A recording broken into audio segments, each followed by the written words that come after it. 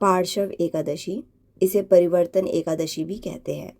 यह भाद्रपद महीने के शुक्ल पक्ष की तिथि को पड़ती है। ऐसा माना जाता है कि जो मनुष्य इस एकादशी के व्रत को करता है उसे 1000 अश्वमेघ यज्ञ के बराबर फल की प्राप्ति होती है।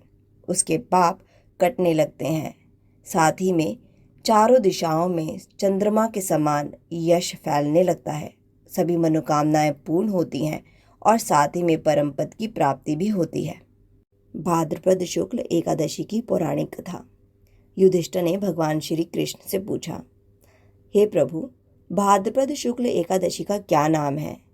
कृपा करके इसकी विधि और महात्म्य बताइए। तब भगवान श्री कृष्ण ने कहा कि यह एकादशी पुण्य, स्वर्ग और मोक्ष देने वाली तथा सभी पापों का नाश करने वाली है। उत्तम वामन एकादशी का महत्व मैं तुम्हें बताता हूँ। तुम इसे प्रेम पूर्वक और ध्यान के साथ सुनो। भगवान श्री कृष्ण आगे कहते हैं कि यह पार्श्व एकादशी है। इसका यज्ञ करने से वाजपेय यज्ञ का फल मिलता है। पापियों के पाप का नाश होता है और जो मनुष्य इस एकादशी के दिन मेरी पूजा करता है उससे तीनों लोक पूज्य होते हैं। अतः मोक्ष की इच्छा रखने वाले मनुष्य को इस व्रत को अवश्य ही करना चाहिए। जो मनुष्य एकादशी के दिन कमल नयन भगवान श्री विष्णु की पूजा कमल के फूल के साथ करता है वह अवश्य ही उनके समीप जाता है। जिसने भाद्रपद शुक्ल एकादशी को व्रत और पूजन किया, मानो उसने ब्रह्मा विष्णु सहित तीनों लोकों का पूजन कर लिया। अतः इस एकादशी को अवश्य ही करना चाहिए। इस दिन भगवान करवट लेते हैं, इसलिए इसे परिवर्तन एकादशी भी कहते हैं। युधिष्ठिर का संदेह दूर करते हुए भगवान श्री कृष्ण कहते हैं, हे राजन, अब आप सब पापों को नष्ट करने वाली कथा का श्रवण करें। त्रेता युग में बलि नामक एक दैत्य था। वह मेरा परम भक्त था। विविध प्रकार के वेद सूतों द्वारा वह मेरी पूजा किया करता था। नित्य ही ब्राह्मणों का पूजन तथा यज्ञ का आयोजन करता था। लेकिन इंद्र से द्वेष होने के कारण उसने इंद्रलोक तथा सभी देवताओं को जीत लिया था। इस कारण सभी देवता एकजुट हो सोच विचार कर भगवान के पास गए और नतमस्तक होकर वेद मंत्रों द्वारा भगवान की पूजा की और स्तुति करने लगे। अतः तब मैंने वामन रूप धारण करके 5वां अवतार लिया और फिर अत्यंत तेजस्वी रूप से राजा बलि को जीत लिया।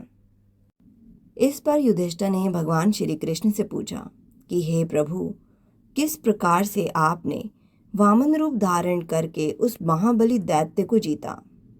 कृष्ण कहने लगे कि मैंने वामन ब्रह्मचारी के रूप में बलि से 3 पग भूमि की याचना करते हुए कहा, यह मुझको 3 लोक के समान है।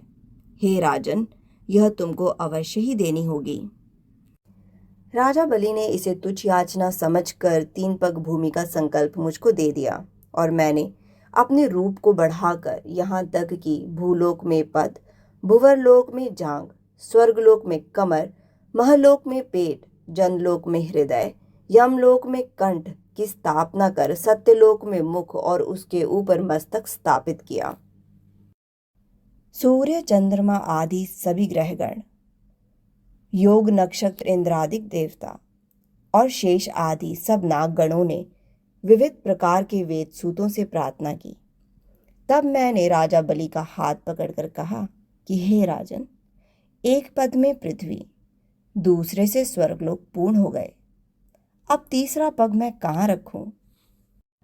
तब बलि ने अपना सर झुका लिया और मैंने अपना पैर उसके मस्तक पर रख दिया, जिससे मेरा भक्त पाताल को चला गया। फिर उसकी विनती और नम्रता को देखकर मैंने कहा कि हे बलि, मैं सदैव तुम्हारे निकट ही रहूंगा।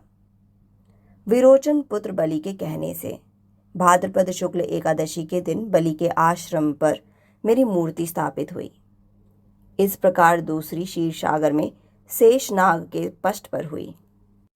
इस एकादशी को भगवान शयन करते हुए करवट लेते हैं, इसलिए तीनों लोकों के स्वामी भगवान विष्णु का उस दिन पूजन करना चाहिए।